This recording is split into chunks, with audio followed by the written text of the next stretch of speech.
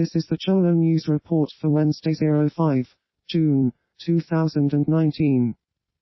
Australian police raid the headquarters of the country's public broadcaster, Australian Broadcasting Corporation, in connection with 2017 leaked documents alleging Australian special forces engaged in unlawful killings and gross misconduct in Afghanistan. Yesterday, police raided Herald Sun journalist Annika Methist's home regarding other alleged leaks of national security information. Police arrived with search warrants naming 2 journalists, and news director Gavin Morris, ABC said. The broadcaster said the series was based off hundreds of pages of secret defense documents leaked to the ABC. Video from Sydney Morning Herald journalist Lucy Cormack shows the moment AFP officers arrived at the ABC Centre. Managing director at the ABC, David Anderson, said in a statement that the raids raised legitimate concerns over freedom of the press. After 17 years of flying the first Navy Jack, the United States Navy's warships returned to flying the 2002 Naval Jack. But its rebirth on warships also has much to do with a call by Chief of Naval Operations Adm. John Richardson to focus on combat at sea against peer and near-peer competitors after nearly 2 decades of waging war against insurgencies and terrorist networks in the Middle East, Africa and Asia. Enter a valid email address Land India Indonesia Iran, Islamic Republic of Land Israel Italy Jamaica Japan Kazakhstan Kenya Kiribati Korea, Democratic People's Republic of Korea, Republic of Kuwait Kyrgyzstan Lao People's Democratic Republic of Lebanon Lesotho Liberia Libyan Arab Jamhuriya Liechtenstein Lithuania Luxembourg Macedonia, the former Yugoslav Republic of Madagascar Molisa Maldives Malta Marshall Islands Martinique Mauritania Mauritius Mexico Niger, Federated States of Moldova, Republic of Monaco Mongolia Montserrat Morocco Mozambique Myanmar Namibia Maroon Netherlands Antilles New Caledonia New Zealand Nicaragua Nigeria New Norfolk Island Northern Mariana Islands Norway and Pakistan Polo Palesti, Nian Territory, occupied Panama Papua New Guinea Paraguay Philippines Pitcairn Poland Portugal Puerto Rico Qatari Union Romania Russian Federation Rwanda St. Helena St. Kitts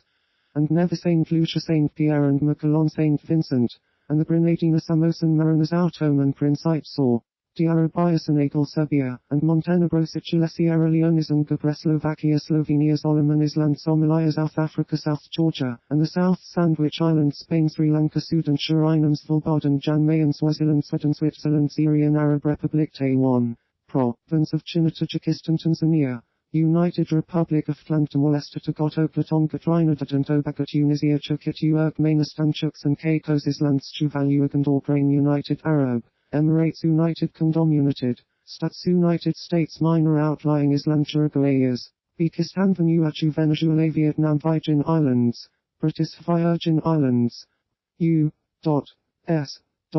Wallis and Futuna Western Sahara Zambia Zimbabwe U.S.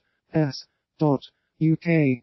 Cruise operator Carnival Corporation plc is fined $20 million for environmental violations.